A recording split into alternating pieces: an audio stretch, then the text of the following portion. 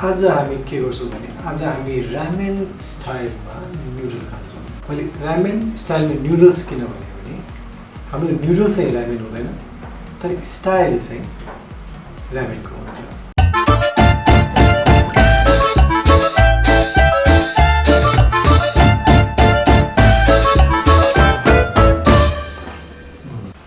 यो बनाउनु चाहिँ एकदमै इजी छ। मैले किन भनिहालेँ भन्दाखेरि चिकन स्टक चाहिन्छ हामीलाई। चिकन स्टक बनाउने तरिका चाहिँ मैले डिस्क्रिप्सन बक्समा हालिदिएको छु, अथवा तपाईँले के गर्न सक्नुहुन्छ, झट्पट तपाईँलाई खानु मन लाग्यो भने तपाईँ के गर्न सक्नुहुन्छ भने चिकन क्युब पनि युज गर्न सक्नुहुन्छ।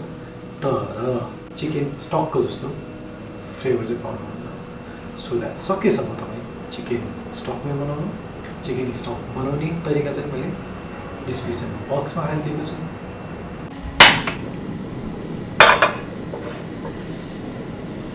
हामी यसमा चिकन स्टक हाल्छौँ। फ्लेभरको लागि मैले के गर्दैछु भने सोया सस अनि फिस सस,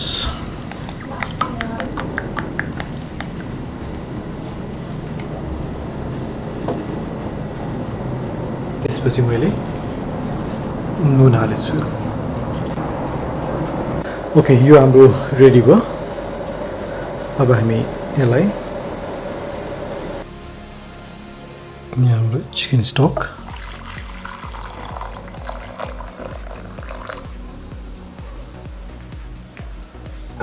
त्यसमा हामी हाल्छौँ बोइल्ड गरेको हाम्रो नुडल्स। अब यसलाई हल्का डेकोरेट गर्नलाई हामी के गर्छौँ भने थोरै गाजर, हाफ बोइल एग, केही पोर्क,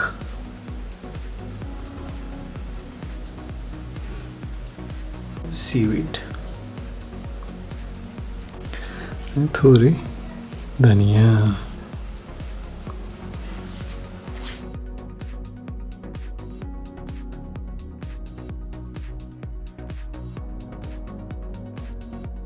हाम्रो रामेन स्टाइलको नुडल्स रेडी।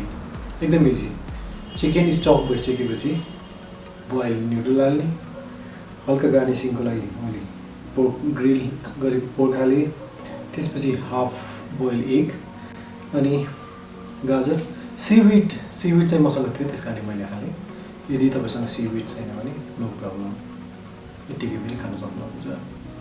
एनिवे, अब हामी यसलाई टेस्ट गरौँ। सुपबाट सुलेर पनि टेस्टी। किन टेस्टी भनेर भन्दाखेरि चाहिँ हामीले यो चिकन स्टक बनाउँदाखेरि नै यसमा चाहिने नुन बाहेक हामी बाँकी सबै चिजहरू हामीले हालिसकेका थियौँ।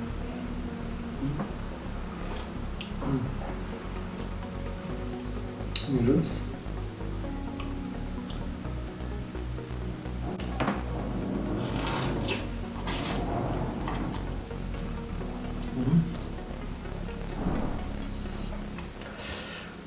सॉफ्ट, मिठो,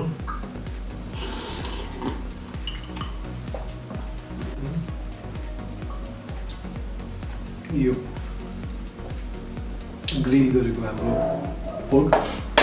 यो पोर्क चाहिँ तपाईँको ग्रिल गर्दाखेरि चाहिँ मात्र नुन र मरिच हाल्नुभयो भने पुग्छ।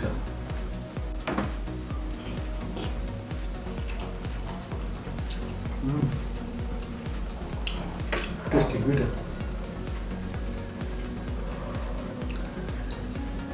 एकदम इजी। नर्मल नुडल्स तर स्टाइल चाहिँ नि रामेनको।